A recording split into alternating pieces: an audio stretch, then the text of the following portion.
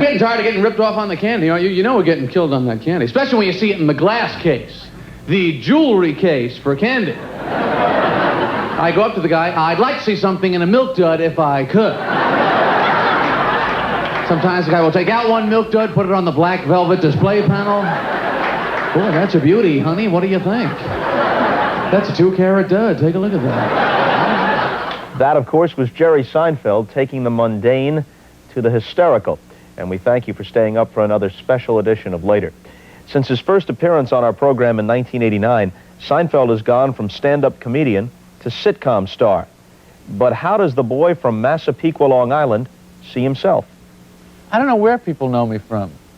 You know, because I do stand-up on the show, so they kind of react to me as a comedian, which is what I wanted. You know, I didn't want to become a sitcom guy. You had been in a sitcom before, not the star, but you had a role in Benson, right? Right. And it was really difficult to be saying things that were not my own things, you know. It's really hard after years and years, and I've never had a writer all the years I've been doing stand-up. So I've been doing my own ideas all this time, and then all of a sudden somebody says, here, do this joke. Is every word you speak on the show written by you? No, a lot of it's written by Larry David. I would say most of the material on the show is written by Larry David, but we do it together. So it's like, I'll say, well, let me try this phrase or do it this way. But Larry David is the real brains behind this operation.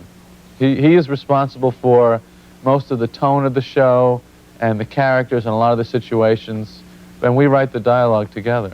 You really don't have any interest in being an actor or in appearing in something other than a vehicle like this where you're playing yourself completely. Yeah, that's right. I was thinking of being Jerry Sandler on the show, you know, one of those nice TV type of names, but yeah, I don't know. See, comedians spend their whole lives trying to be themselves, you know, and trying to get everything out of the act that's not the essence of you. That's what a good act is. You get a sense of the person. But actors are doing just the opposite. They want to be somebody else. But I don't want to be anybody else. Master of the house, doling out the charm, ready with a handshake and an open palm, tells us all she can, loves to make a stir. What is that song? Everyone appreciates it. Oh, it's from Les Miserables. I went to see it last week. I can't get it out of my head. I just keep singing it over and over. It just comes out. I have no control over it. I'm singing it on elevators, buses, singing it in front of clients. It's taking over my life. You know, Schumann went mad from that. Artie Schumann from Camp Hotchkiss? No, you idiot. What are you, Bud Abbott? What do you call me? It's hard to imagine you really being passionately angry. It's hard to imagine a real malice in you. No, I don't get angry. I don't get angry. I hate traffic. I really hate the traffic more than anything else. And there was another thing I was thinking about when you're backing up, the face you have to make when you're backing up. For some reason, as soon as you put the car in reverse, you got to make this face. I don't understand that. Is that because you know you're going to hit someone and you want to get your face ready? Well, I'm about to hit something. I can't see so good. You know what you got to do? You got to sling that right arm over the back of the thing. Like, that gives you some leverage. Yeah. You know? Now I can drive. You know? Like this, I couldn't do anything. Now I can see where I'm going. Are you at a point now where you can actually compose a nearly perfect Seinfeld joke on stage, where your own rhythms and the peculiarities of your own delivery are so ingrained in you that you can compose a joke that you couldn't possibly write any better if you went back to the hotel room that night and worked on it? You do learn your voice after a while and how you would say something. And it is funny sometimes. There's a thing happening on stage. You could sit and work on a joke for hours and not get it. And you stand up on stage and it just spills out. There's a magic to the stage. Sometimes you see people on stage and go, oh, they're so quick, they're so funny. And you don't realize that there's something, I don't know what it is about being in front of people on stage. Maybe it's fear that motivates you, but your brain can work at an unbelievable rate. You know, an idea that I couldn't resolve. I'll get on stage and the punchline will just come right out of my mouth. You know, I'll just have a setup for a joke. You know, something like, you know, why do we wear cologne? who are we kidding? You know? Do people think I really smell like this? Are they going to always expect me to smell like this? Who am I fooling? And I could never figure out what am I going to do with that, you know? And I got up on stage one night and it just all came tumbling out. And that happens a lot to me. You ever think of funny things and say to yourself, that is funny, but it won't work for me? Yeah. That's Jay Leno funny. Right. Or somebody else funny, but it's not Jerry Seinfeld. Yeah. I have jokes in my act that sound like other people talking, and there are comedians, we give each other jokes, you know, sometimes. Someone will fix a joke for you or give you a line. Like, actually, that line about when you're backing up and you're looking over your shoulder and you think, maybe I'll get off and get back on going the other way. You know, that's the only thing you could think when you're backing up. Jake Johansson gave me that line. And every time you do a line that somebody gave you, you see their face for a second, you know, in your mind. Whenever you're on stage, no matter how many times you do the joke, it's just like a little flip of their face. Are you at a point now where it's hard for you to test material? Because especially among people who frequent comedy clubs, you're so well known and so popular that there's going to be a reaction when you go on stage that's more just giddiness, like, hey, Jerry's here. Same thing if Leno were to go there, or whoever, Paula Poundstone or whomever. So it's not a good gauge of what a paying audience would react to, or it's just funny and it's all up the same. For the first 10 minutes, you might get a laugh on who you are. But after that, you have to earn it. At least with me, because I've never been, you know, like a comedian that people get really excited about. They come and see it because they know it's going to be funny, but it's not like Robin Williams or somebody where people just go mad. They go nuts, you know. Nobody gets that excited. So I have to earn it, you know, which I like. You know that there's at least a sliver of the audience, I guess, and critics for sure, who say, here's a guy, he's got a good delivery, he's got tremendous presence, good turn of phrase, but this is, in the end, about nothing. Right. You know, there's no soul to this. Yeah. Nope, there isn't. There's no soul. It's just this bionic creature on steroids. How much has that gotten under your skin? All of us at one not at time or all. another get nailed, for good reason or for bad. Has it bothered you when that happens? No, not at all. I mean, I believe in comedy as having its own reason for existing. It doesn't have to be anything to me but funny. I mean, Abbott and Costello made a huge difference in my life. It didn't change the structure of the society, but that doesn't mean it was worthless. I mean, comedy should be like a dessert. I mean, shouldn't it be kind of a light, loose, fun thing? I guess things changed for me on Tuesday night. Tuesday night? What happened Tuesday night? I saw your act. My act? What does that have to do with anything? Well, to be honest, it just didn't make it for me. It's just so much fluff. I can't believe this.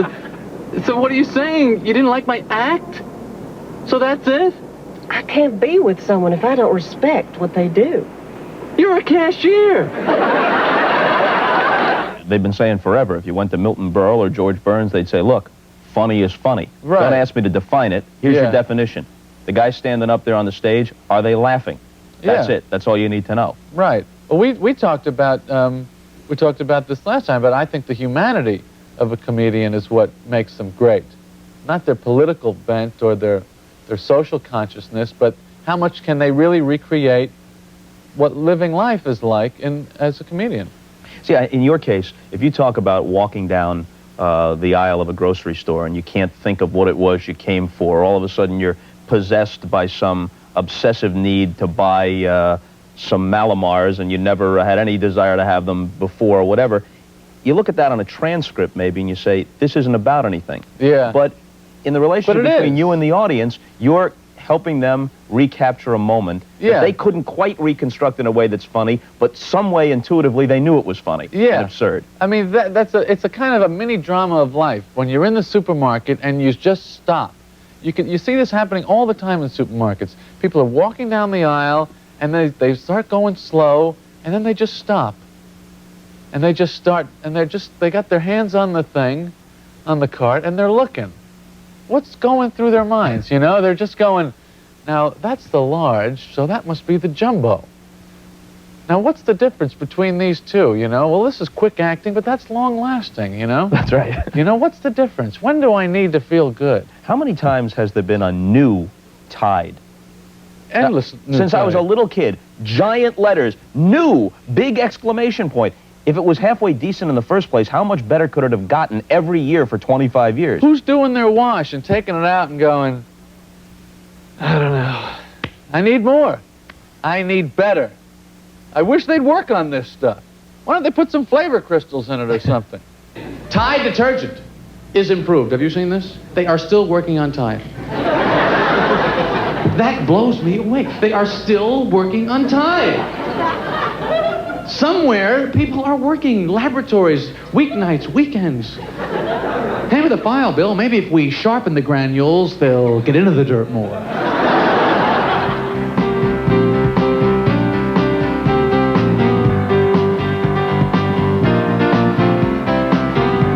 Boulevard on Southside Boulevard.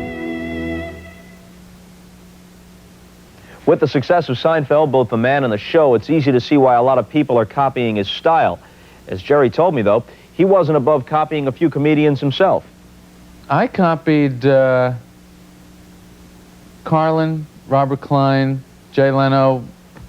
I actually copied Larry David, the guy who I wrote with on the show. I copied him. You can't resist it. When you're on stage, a comedian is a scared animal. You know, you ever catch a deer in the headlights? That's what a comic feels like inside. I mean, it's a fairly, you know, desperate situation in the beginning when you don't know what you're doing. And you'll grab at things. You know, you'll pick up just sounds and do them. But eventually it gets to a point where you know there's certain stuff that can't fail. No such thing as can't fail in comedy. Any comedian can fail at any time. It's, you have to like that. You have, because it's scary, a little bit, every time, and you have to kind of like it. Is it possible to be on tour and let's say you're in Kansas City one night and you present a joke or a series of jokes that kind of blend together exactly the same way in Kansas City as you do the next night in Dallas, and it works big in KC, and in Dallas nobody laughs? No, you screwed it up. You think that in your mind. You think, I did the joke. This is a great joke. It always works. It's them, you know, but it's never them. An audience is a perfect response meter. And that's why comedians get angry, because they deep down know that. And they know they screwed it up. It's incredible how little it takes to screw up a joke. It's incredible. It's the same idea, the same words, the same, everything is the same. But if I just say, it's not funny at all. I don't understand that. How does a comic work up his act? How many times, when you see a guy come out, let's say for his first shot on a Letterman show, his first shot on the Tonight Show, you say to yourself, this guy must have done this in front of a mirror 100 times. No, mirrors don't laugh. You got to do it in front of an audience. A good stand-up is not doing a monologue, he's doing a dialogue. And the laughs fit into the pauses just right. That's what timing is balancing your response and their response so that it has it sounds like a dialogue. And audiences respond when they sense that you're listening to them. That's what builds a role. That's one of the subtle techniques of stand-up, is you must create a dialogue with the audience in the laughter. Women seem to need a lot of cotton balls. This has always been one of the most amazing things to me. I have no cotton balls. We're all human beings. What is the story? I've never had one. I never bought one. I never needed one. I've never been in a situation where I thought to myself, I could use a cotton ball right now. I could certainly get out of this mess. People think that you rehearse it alone. You can't. You have to rehearse with them, because they have a part in the show. And they respond based on how well you are listening to their... Good comedians listen really closely to the audience. Every laugh has information in it. Has, you know, the size of it and the tone of it. It tells you things about, unbelievable things about the audience. You can learn how much money people make from the certain way the laugh goes down. I mean, it's amazing. Have you got in your head plotted out certain approaches for different kinds of audiences, or do you just feel it? If you came out at some fundraiser where the people were a little bit older and maybe a little more conservative, Yeah. would you know that instantly, or would you feel it by the early response? You can tell by just walking out, usually, what you've got. I mean, they tell you, you know. I mean, what kind of crowd is it, they'll tell you. Yeah. But most of the time, if I'm just walking out doing a regular show, I have no idea who's out there. And you can tell pretty quickly from the laughs, you know, what kind of mood they're in, and you have to change it, you know. People, they were in a bad mood. Well, comedians always complain, you know. They weren't good, they weren't... Well, of course they're not. They're not in a good mood. That's why they came here. You know, that's your job. What works before a college crowd? Anything. Just show up. College crowds are wonderful. Superman material. Yeah. It's very good. Sophisticated stuff. Any No. reference to Inspector Henderson? College works well? crowds are so excited that they're not learning. You know? They are so thrilled that they don't have to know this. You know? Because after every person that talks to them in their normal day, they have to have absorbed something. And with a comedian, you don't have to know anything. So they're just really, they're wonderful audiences. They're the best. And yet they do absorb it. Because I've seen people Yeah. backstage with you and other comedians, and they come up and start reciting what they think are your best lines or your Yeah. best routines verbatim. Nobody has any idea how unfunny a comedian's act is to that comedian. There is nothing funny about your act. It's like, you know, people come up and they think you're still thinking about this stuff, you know, and they want to have fun with you, like you want to keep talking about cotton balls. Women know what men want. Men know what men want. What do we want? We want women. That's it.